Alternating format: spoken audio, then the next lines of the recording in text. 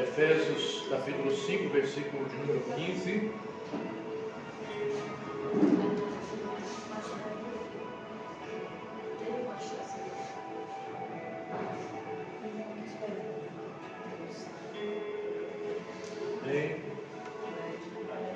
Essa assim é a palavra do Senhor. Portanto, sejam cuidadosos em seu modo de vida, não vivam como insensatos, mas como sábios. Versículo 16 e 17 ainda. Aproveitem ao máximo todas as oportunidades nesses dias maus. Não ajam de forma impensada, mas procurem entender a vontade do Senhor. Querido Deus, te louvamos por estarmos reunidos adorando ao Senhor mais uma vez, neste lugar que o Senhor, meu Deus, proporcionou para nós, como comunidade, estarmos juntos, cultuando ao Senhor, adorando ao Senhor, meu Deus, e ouvindo e aprendendo a Tua palavra. Agradecemos pelo agir do Teu Espírito em nós, através dos louvores que foram cantados essa noite, e que Teu Espírito continue a operar em nós também, por meio da Tua Santa Palavra. Precisamos, ó Deus, ser alimentados por Ti nessa noite.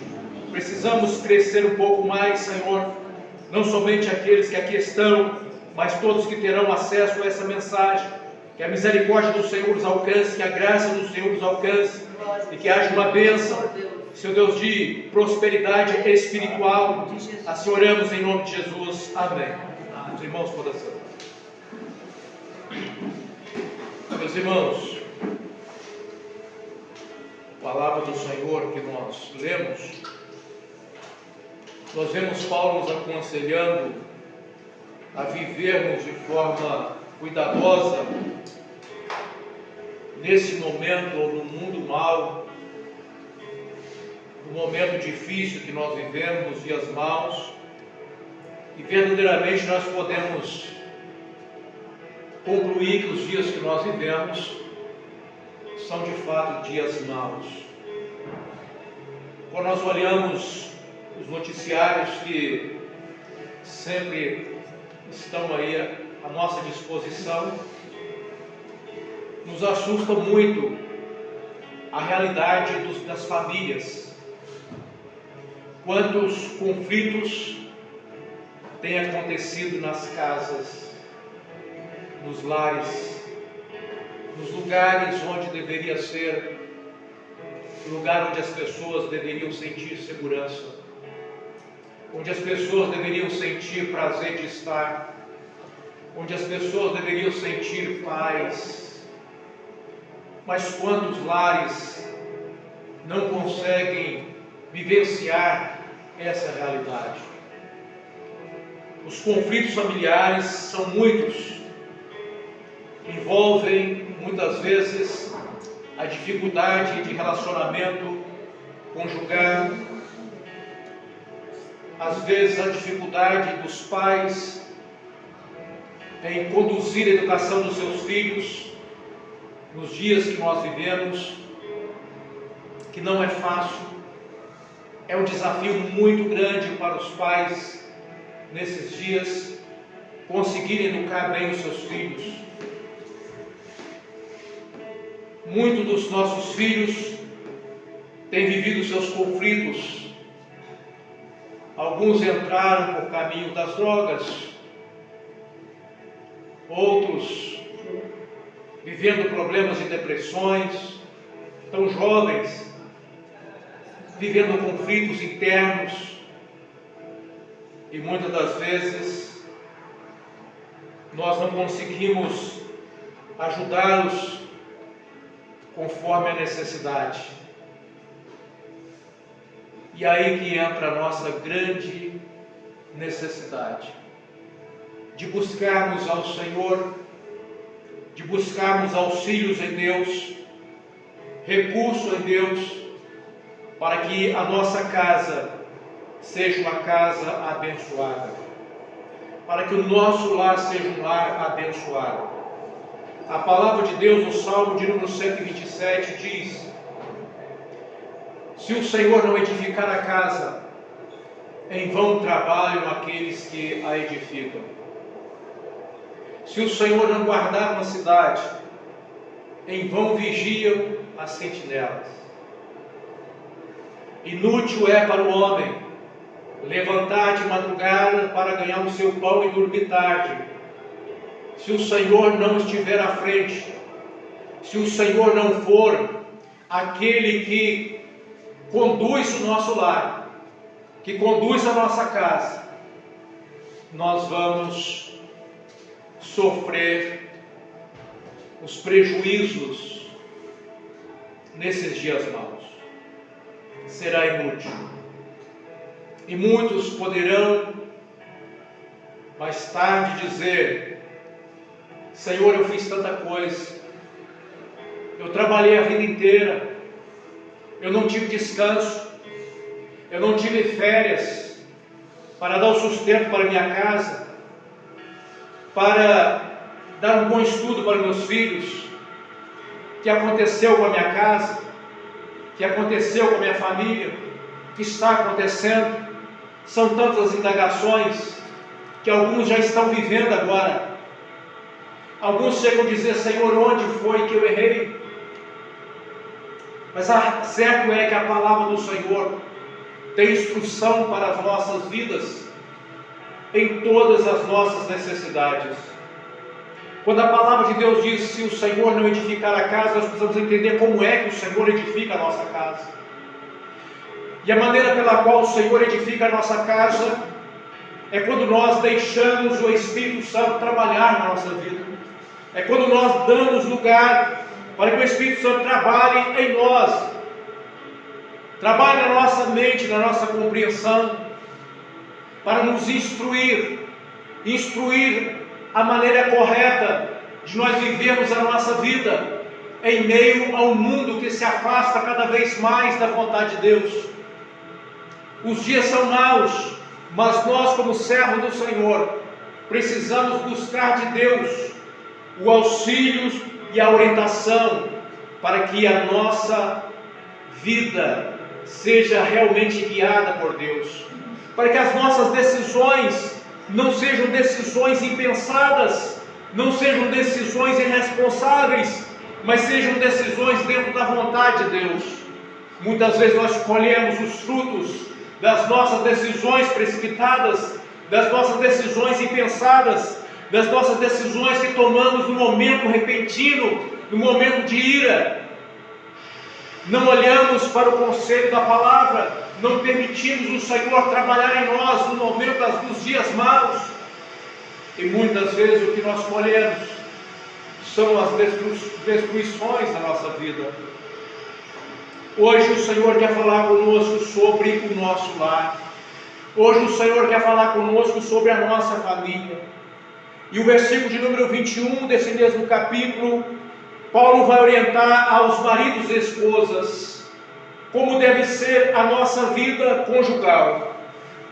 Sem entrar em detalhes da nossa vida conjugal, ele toca num ponto fundamental e muito difícil de ser compreendido nos dias atuais, e por que não dizer muito difícil de dizer tal coisa nos dias atuais, com risco de sermos, usando o linguajar atual, cancelados.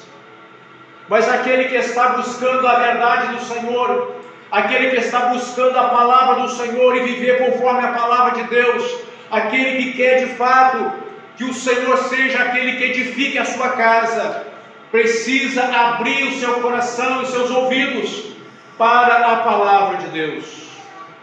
No versículo 21, Paulo diz assim: sujeitem-se uns aos outros por temor a Cristo. Sujeitem-se uns aos outros por temor a Cristo. Meus irmãos, a palavra temor aparece aqui, é algo fundamental.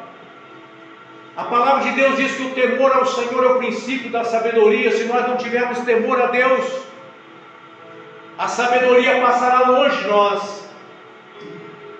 A maneira pelo qual nós podemos edificar nossa casa, a palavra de Deus diz que a mulher sábia edifica a sua casa. Então, por que ela edifica a sua casa? Porque ela tem sabedoria. E por que ela tem sabedoria? Porque ela alcançou o temor de Deus. Sem o temor de Deus não há sabedoria. Sem o temor de Deus nós nos perdemos em tantos conselhos ímpios que destoam da palavra do Senhor. Mas louvamos ao Senhor, porque Deus colocou temor no nosso coração. O Senhor nos deu temor, e Ele diz assim no versículo 22, esposas, sujeitem-se cada um a seu marido, como o Senhor, como ao Senhor. Sujeitem-se cada um a seu marido, como ao Senhor. Há uma grande dificuldade que muitas irmãs, muitas senhoras enfrentam em colocar esse princípio fundamental, que é a estrutura, que é a base de uma estrutura de uma família. A mulher precisa se sujeitar ao seu marido como se sujeita ao Senhor. Mas que para que isso aconteça, é necessário que haja temor de Deus. E aí ele diz agora, pois o marido é o cabeça da esposa. O marido foi colocado no lar como aquele que é o cabeça do lar. Ele é o cabeça da esposa, por isso a esposa precisa sujeitar o marido. Como Cristo é o cabeça da igreja. A igreja vive para obedecer ao Senhor, que é aquele que cuida de nós, que é o nosso ajudador, que é o nosso provedor, que é aquele que nos ama. A igreja vive amando ao Senhor, para amar ao Senhor e para obedecê-lo. Veja bem que o parâmetro, veja bem, meus irmãos, que o padrão que Paulo usa é Cristo. O padrão para um lar estruturado é Cristo. O padrão ou a motivação para a obediência a esses princípios também é Cristo. Quem criou essas normas, quem determinou esses princípios, tais princípios são hoje confrontados, e muitos querem colocar em xeque tais princípios, mas esse é o princípio estabelecido por Deus na sua palavra, e o padrão para esse relacionamento é Cristo. Assim como a igreja se sujeita a Cristo, também vocês, esposas, devem se sujeitar em tudo a seu marido. Alguém pode dizer, mas como isso é difícil? Eu perguntaria aos irmãos, é difícil sujeitar a Cristo? Será que é difícil para nós obedecermos a Cristo, aceitar que Cristo é o Senhor da nossa vida? Se nós não aceitarmos que Cristo é o Senhor da nossa vida, nós não somos cristãos. Nós dizemos que o Senhor Cristo é o Senhor da nossa vida, mas por que não é difícil sujeitar a Cristo? Sabe por que não é difícil sujeitar a Cristo? Não é difícil sujeitar a Cristo porque Ele nos ama, porque Ele nos amou e porque Ele demonstrou o seu grande amor para com as nossas vidas. E aqui entra a responsabilidade dos maridos. Maridos, amem cada um a sua esposa. Se por um lado o Senhor está dizendo para a esposa sujeitar o seu marido, por outro lado Ele está dizendo, marido, você precisa amar a sua esposa. Ame a sua esposa. Mas amar de que jeito? Como Cristo amou a igreja. Eu duvido que se um marido amar a sua esposa como Cristo ama a igreja, ou pelo menos tentar chegar perto disso, que tal esposa teria dificuldade em cumprir esse princípio tão importante da palavra de Deus? Como que o amor é algo fundamental no relacionamento. Quando falta amor, e amor é muito mais do que sentimento. Amor é atitude. Se demonstra amor não apenas por aquilo que falamos, mas demonstramos amor por aquilo que fazemos. Cada pessoa tem a sua característica e cada um tem a sua forma de demonstrar o seu amor. Mas o papel do marido é que ele deve amar a sua esposa como Cristo amou a sua igreja. Ele entregou a vida por ela a fim de torná-la santa. Ele entregou a vida por ela. Esse deve ser o papel do marido. Se necessário for, dar a vida pela sua esposa, como cabeça do lar, como protetor da família. Se necessário for, dar a vida para que haja proteção. Esse é o padrão bíblico. Esse é o padrão bíblico. Cristo amou a igreja e se entregou por ela, a fim de torná-la santa, purificando-a e lavando-a com água por meio da palavra.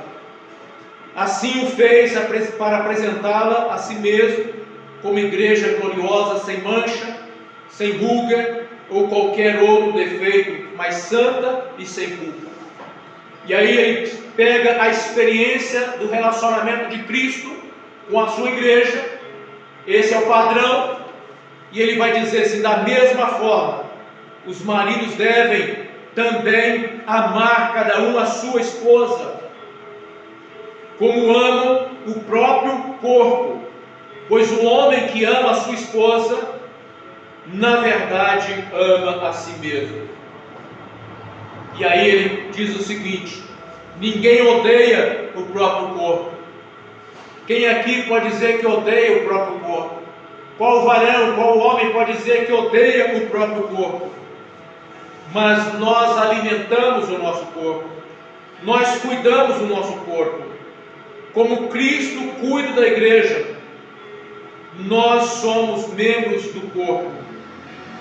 Por isso diz a palavra do Senhor: o homem deixa o pai e a mãe e se une à sua mulher, e os dois se tornam um só. Esse é o grande mistério. Mas esse mistério de unidade, de união entre o homem e a mulher, onde ambos se tornam uma só carne, é um mistério que aponta para a união entre a igreja e Cristo.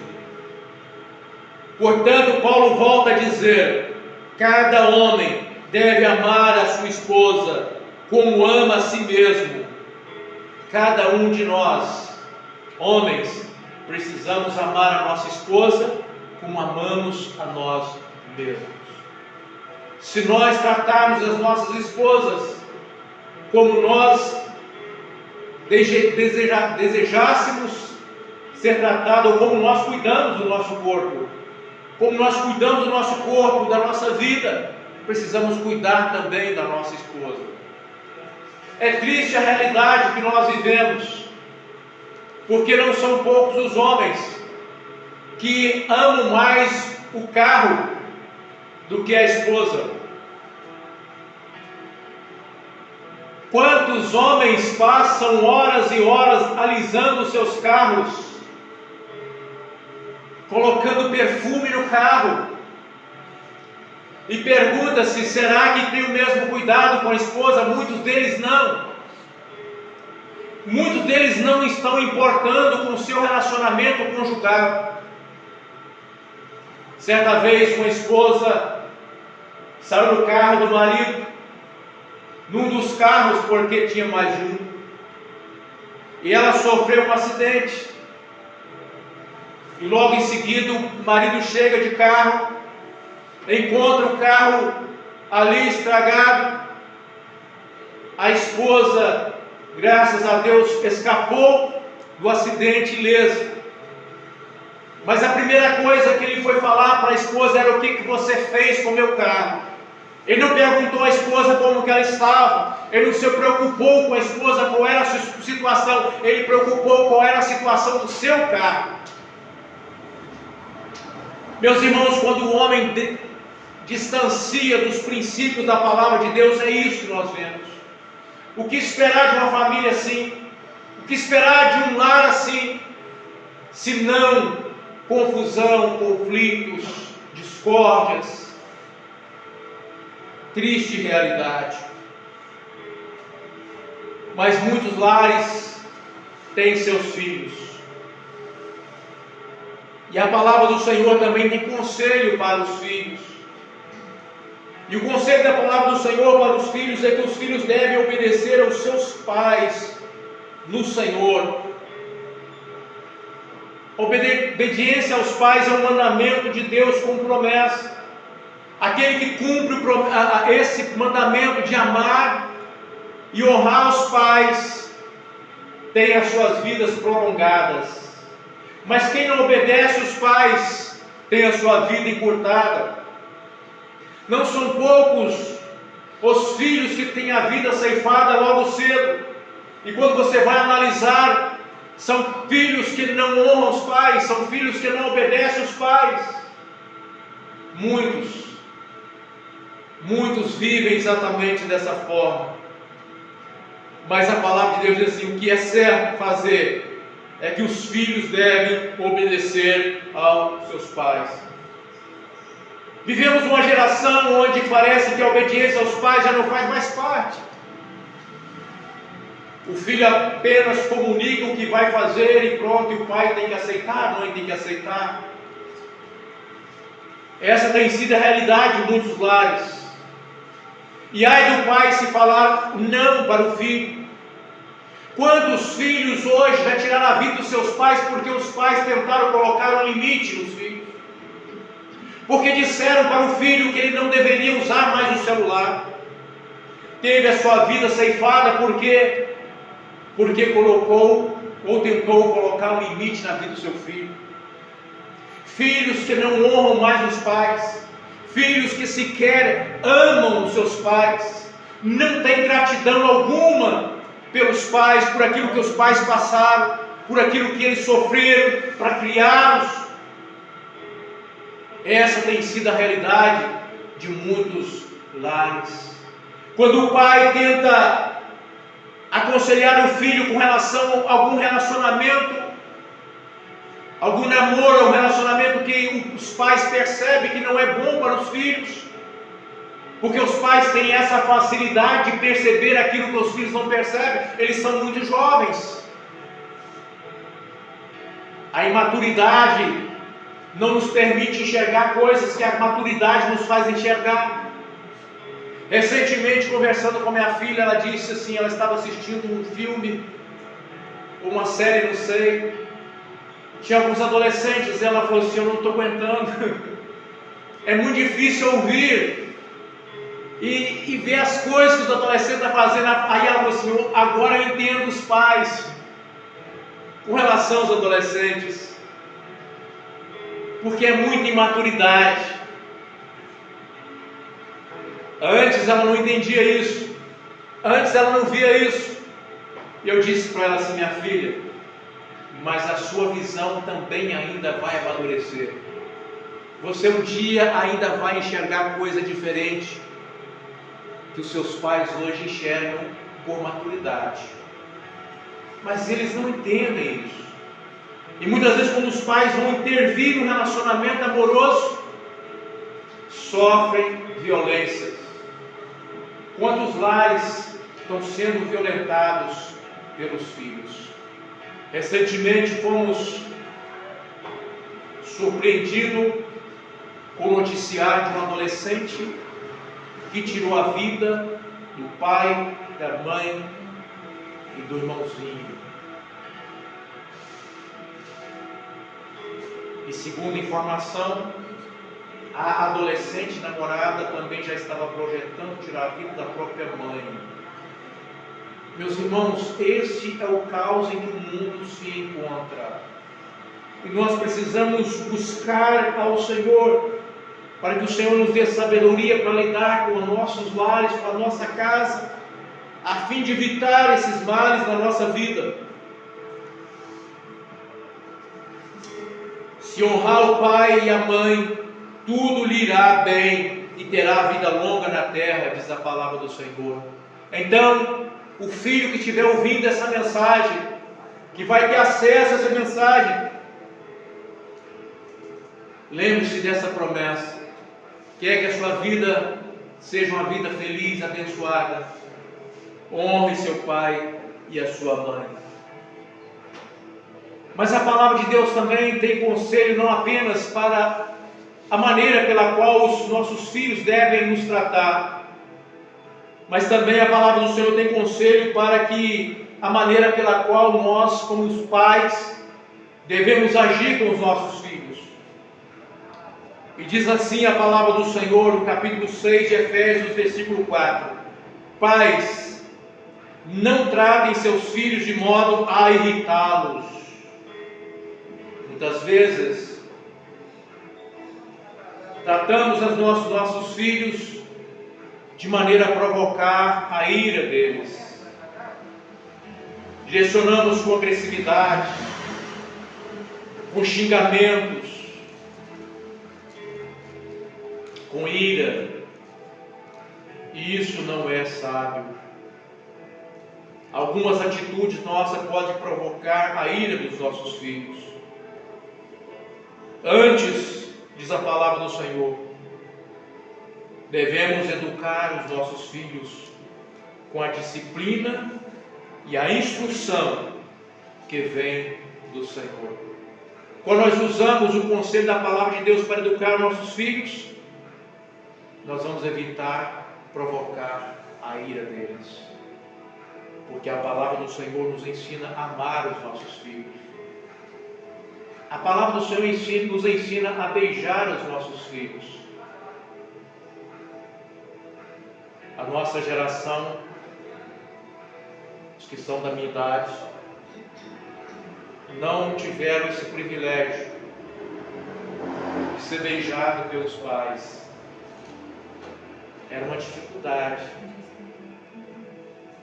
Mas beijar os nossos filhos demonstra carinho, demonstra que nós os amamos. Mas também não é só beijá-los. Também não é só encher de beijos nossos filhos, mas discipliná-los quando necessário. O avesso da nossa geração, que a nossa geração faltava o beijo e excedia na disciplina. Agora excede nos beijos e falta na disciplina. É preciso ter equilíbrio nas coisas. Não pode faltar nenhuma coisa nem outra se nós queremos um lar saudável. Há momento de beijar, mas há momento de dizer não. Há momento de beijar, mas há momento de dizer quem é que tem autoridade na casa. E há maneiras de dizer quem tem autoridade na casa, sem ter que espancar quem quer que seja. A sabedoria do Senhor nos instrui, nos ajuda a entender essas coisas. Mas naqueles dias de Paulo, uma casa não era composta apenas de pais e filhos. Naqueles dias também tinha a presença dos escravos ou dos servos que ficavam nas casas. E o cristão precisava também saber lidar com eles. O cristão precisava saber lidar também com seus servos, com seus escravos. E a palavra de Deus é assim: escravos, obedeçam aos seus senhores terrenos com respeito e temor.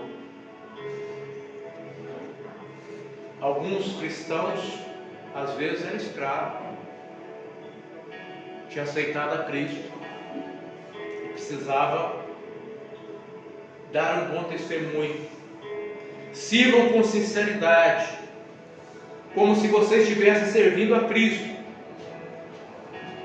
Procurem agradá-los sempre, e não apenas quando eles estiverem observando.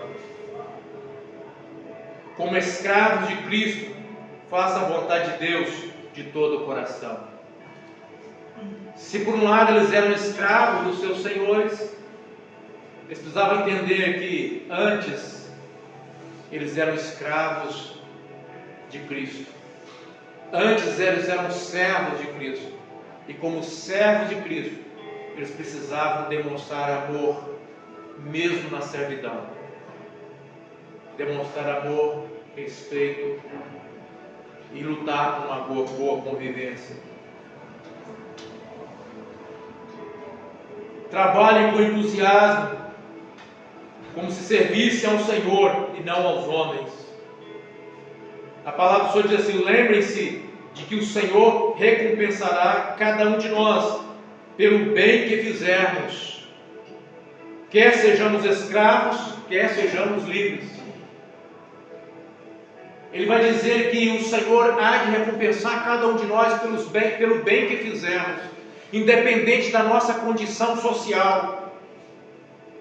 Naquele contexto, sendo escravo ou sendo livre, se fizéssemos bem, poderíamos ter certeza, o nosso Senhor haveria de nos recompensar. Hoje não temos mais a servidão, mas temos nossos relacionamentos profissionais. Que existe também um bom relacionamento. Um bom relacionamento existe também uma boa atitude de praticar o bem e lutar para que haja harmonia. E aí ele conclui dizendo: senhores, assim também tratem seus escravos. Se por um lado os escravos eram chamados a tratá-los como se estivesse tratando ao Senhor, como se estivesse servindo ao Senhor, ele vai dizer assim: senhores que têm escravos, vocês precisam também agir com eles como se estivessem agindo com o Senhor. Vocês precisam também tratá-los bem. Não os ameacem, porque uma das coisas que era comum para quem tinha a escravidão era ameaçar os escravos, causar terror, para que eles pudessem servir por obrigação. Hoje nós não temos escravidão, mas nós temos patrões que muitas vezes ameaçam os empregados, causam terror na vida dos empregados, tira a paz na vida dos empregados. Para quem já viveu e conhece como é que é o nosso sistema, o comércio, por exemplo, muitas vezes é assim. Nós sabemos que o comércio é instável. A nossa região é uma região onde nós dependemos muito do café. Então, na época da colheita, como agora, nós temos um bom comércio. É época de ganhar dinheiro. Mas a safra acaba. E quando a safra acaba, diminui também as vendas. E quantas vezes os empregados, os funcionários, no momento que a crise vem, que é comum e todos os patrões sabem disso, eles sabem que é assim que acontece, deveriam se preparar para isso, mas quando vem a escassez, começa a ameaçar os empregados, ameaçar de mandar embora: você tem que vender, você tem que fazer isso, não sei o quê, vou mandar embora se continuar assim. E muitas vezes o funcionário está ali preocupado, tem uma esposa em casa que depende daquele trabalho, daquele emprego, tem filhos para tratar, que depende do resultado, mas muitas vezes estão debaixo de ameaça. Mas o cristão, que é patrão, não deveria e não deve agir dessa maneira com seus funcionários, mas deve amá-los. Deve amá-los. Lembrem-se de que vocês e eles, patrões e empregados, naquele contexto, senhores e escravos, lembrem-se o mesmo Senhor no céu. Eles têm o mesmo Senhor no céu. Patrões, os seus funcionários têm o mesmo Deus no céu. Não esqueça disso. E esse Deus, diz a palavra do Senhor, Ele não age com favoritismo. Não pense que o fato de você estar numa posição social mais elevada do que o outro vai te dar prioridade para ser atendido por Deus, ou vai priorizar o seu julgamento diante de Deus um dia, porque todos nós teremos que estar diante de Deus para darmos conta dos nossos feitos, as coisas que praticamos, o bem e o mal. E a questão é, naquele dia não haverá favoritismo. Ah, mas eu tenho mais dinheiro do que o outro. Não faz diferença para Deus. Ah, eu tenho mais escolaridade do que o outro. Não faz diferença para Deus. Olha, mas eu conquistei muito mais valores no mundo. Eu tive empresas e empresas. Não faz diferença para Deus. Todos nós somos servos daquele que nos criou. Todos os cristãos, independente da condição financeira e da classe social, todos cristãos são iguais diante do Senhor. Sabe por quê? Todos nós somos servos daquele que nos salvou. Nós temos um único Senhor a quem nós devemos honra e obediência. E os conselhos que nós estamos aqui trazendo não são conselhos de homem, são conselhos daquele que é o Senhor da nossa vida, a quem nós devemos devotar obediência a Ele. Não importa se eu acho que deveria ser diferente, o mundo acha que deveria ser diferente, tem cristão achando que deveria ser diferente. Não importa se eu acho que deveria ser diferente, eu não sou Senhor de nada, eu sou servo, e como servo eu preciso obedecer os parâmetros ditos na palavra de Deus para uma boa família e para um bom lar estruturado nos dias maus. Que Deus nos abençoe, que a palavra de Deus encontre lugar no nosso coração e que a graça do Senhor nos ajude a formarmos famílias sólidas, estruturadas, com lares edificados sobre a rocha e não sobre a areia, de maneira que quando vier a tempestade, o nosso lar permaneça, e permaneça porque está afirmado na palavra de Deus. Essa é a palavra do Senhor.